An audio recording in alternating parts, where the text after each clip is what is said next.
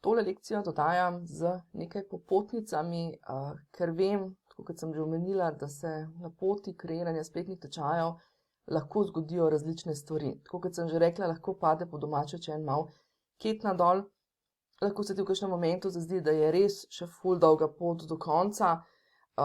Lahko se zgodi, da se v kakšnem momentu začneš spraševati, kaj hudiča jaz tole sploh delam, ali vse skupaj sploh vreden, kam to grem in tako naprej. No. Tako da nekaj misli, no, ki so mene konkretno vsa ta leta, kot tudi sama kreiram spletne tečaje, torej svoje lastne spletne tečaje in vem, kako je to, ko greš skozi ta proces in se ti včasih zazdi, da je še dolga pot do konca.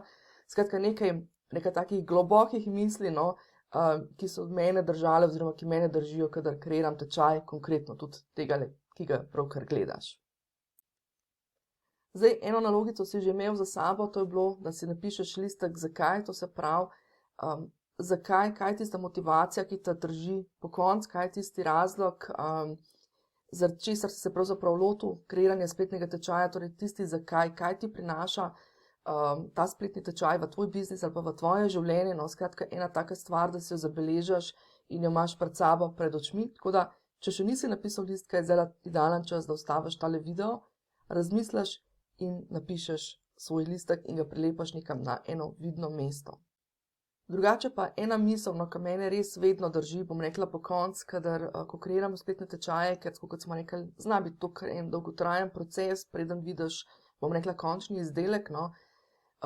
In to je misel, mislim, da je bil Brian Tracy, no, nisem si nikoli zabeležila prav zares, ampak mislim, da je bil Brian Tracy, ki je rekel, da vožnja v megli od Amerike do Kanade je, bom rekla, nepredstavljiva, če imamo v mislih v to, da bi videli radi končni cilj. Ne.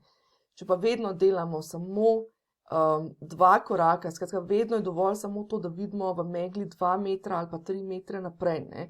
Se si znaš lahko predstavljati, ko si na avtocesti, pa včasih ne vidiš pač 2 kilometra naprej, ampak vidiš samo po par metrov naprej. In ko se premikaš teh par metrov, po par metrov, se slej ko prej znajdeš, bom rekla, v Kanadi, oziroma se slej ko prej znajdeš na cilju, torej pri končanem, zaključenem spletnem tečaju. Zdaj tale misel, oziroma bom rekla, niti ni misel, ampak je res bolj popotnica, no, bo mogoče na momente izgledala malo tako vudu ali kaj takega, no, ampak dejansko, no, ena od stvari, ki jo res ponavadi prosim, predlagam, kakorkoli že, no, je, da se preden greš delati kakršnekoli tehnične stvari, da se umiriš. Zdaj najbrž poznaš zgodbo, ne, da kadarkoli ker stvari grejo narobe, ne, ker že reče, ko ima hudič mlade, ima vse naenkrat, ne, in takrat ponavadi potem stvari štekajo, ne, naprave štekajo, stvari ne funkcionirajo tako, kot je treba, tako, kot smo si zamislili, in tukaj je pravzaprav enako, ne. Zdaj lahko rečemo, da gre pač za nek energetski nivo, da pač se stvari med sabo začutijo, pač bom rekla to tvojo to obremenjujočo energijo, ali pa gre enostavno za to, da pa imamo takrat malo bolj možgane obremenjene, pa ne vidimo tistih rešitev, ki bi jih sicer videli, no. Tako da v vsakem primeru, no, jaz predlagam zmeri, da preden začneš ali snemanje, ali karkoli delati s tehničnimi orodji, daj si vzem čas, minuto, 2, 3, 5, spij en čaj, bom rekla, ne, zdaj zeleni čaj, se bomo učili, zakaj ne zeleni čaj, spij en čaj oziroma privošči tisto, bom rekla, neko rutino, ki jo sicer imaš za umiritev in potem greš delat, ne. Tako da tudi v tem kontekstu pač ne priporočam, da snemaš ali da delaš kakršnekoli, bom rekla, tiste bolj tehnične zadeve, kadar nimaš časa, ne. Ne med 2 sestankoma hiteti pa iti noter uštuliti še to zadevo, ne, ker enostavno ne bojo funkcionirale zadeve, no. Takrat si potem ful obremenjen, dosti težje nastaviš kakšne zadeve, dosti težje pač ta tehnologija dela in tako naprej, no. Tako da, preden začneš delati, zlasti preden začneš delati tehnične stvari, umiri se. Potem še ena misel, ki naj ti bo ves čas, jo imej tudi, bom rekla, v mislih, no. Vse, kar prikažem, vse, kar, bom rekla, kot učim, so stvari, ki delujejo, prikazujem plastično, kot delujejo v splošnem za večino. Zdaj, tvoja naloga je, da tukaj skozi ta proces ugotavljaš in odkrivaš, kaj je tisto, kar je tebi všeč, kaj deluje zate. Nimamo vsi istih vsebin, nimamo vsi istega načina podajanja znanja, prezentiranja vsebine. Skratka, tukaj je v bistvu, bom rekla, tvoja naloga, da greš čez proces, to se pravi, da poskušaš stvar narediti tako, kot sem pač ti jo predlagala, da jo narediš. Potem pa iščeš načine, kaj te ustreza, kaj ti ne ustreza, skratka, da narediš stvari tako, da so te pisane na kožo.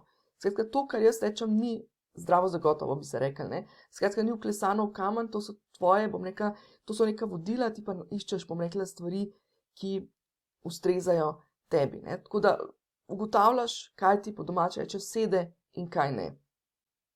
No, kakor sem že rekla, vse stvari tudi ne bojo uporabne za vse, zlasti, ko bomo v modulu pri snemanju.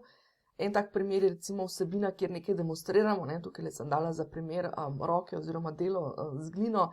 Skratka, vsa ročna dela, razna kuhanja, gibanja in take zadeve, pač nekateri imamo take, oziroma jaz jih nimam, nekateri imajo take vsebine, nekateri jih nimamo, ne, tako da v bistvu ne bo prišlo zmeri vse upoštevati, tako da jaz bom na te dele posebej opozorila, ko pridemo do njih in jih lahko, če niso relevantni zate, brez problema spustiš, a lahko pa jih preizkusiš, ker nikoli ne veš, kaj in kdaj ti kakšna stvar pride prav.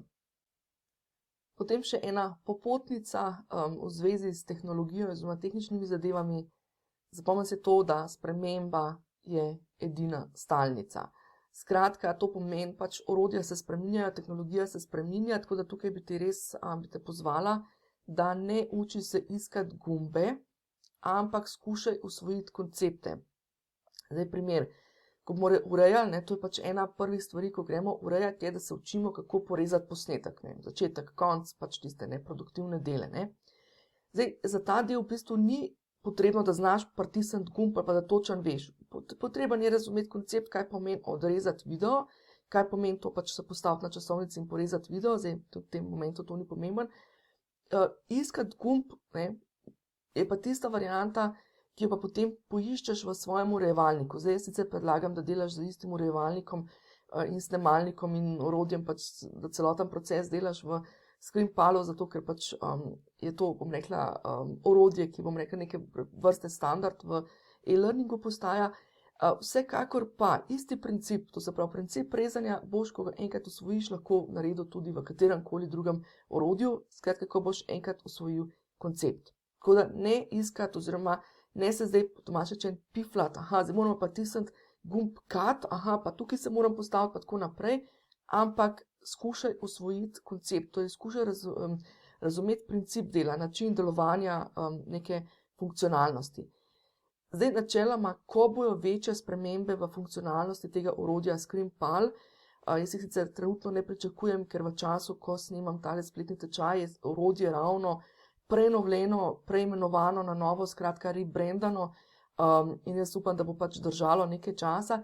Ko pa bojo, ali pa če se zgodijo pa neke, bom rekla, večje spremembe v načinu delovanja tega programa, tega računalniškega programa, mislim, bom pa tako posnela nov video vodič.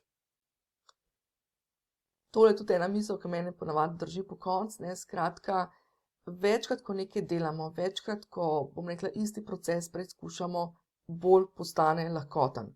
Zdaj, tipičen primer je, zato sem dala tudi slikico pisanja, ne, če se spomniš, tam, ne vem, 2., 3. razred, ne vem, kdaj smo v naših časih se učili pisati pisane črke, pa smo prvič dobili nalivnik, pa vse nas je bolel tisti prst od nalivnika, pa tako naprej, pa bilo je mogoče malo zahtevno, pa tako naprej, ampak s časoma danes nam je to rutina. Pisanje pisanih črk v bistvu niti ne razmišljamo več o tem, ampak nam je rutina, no.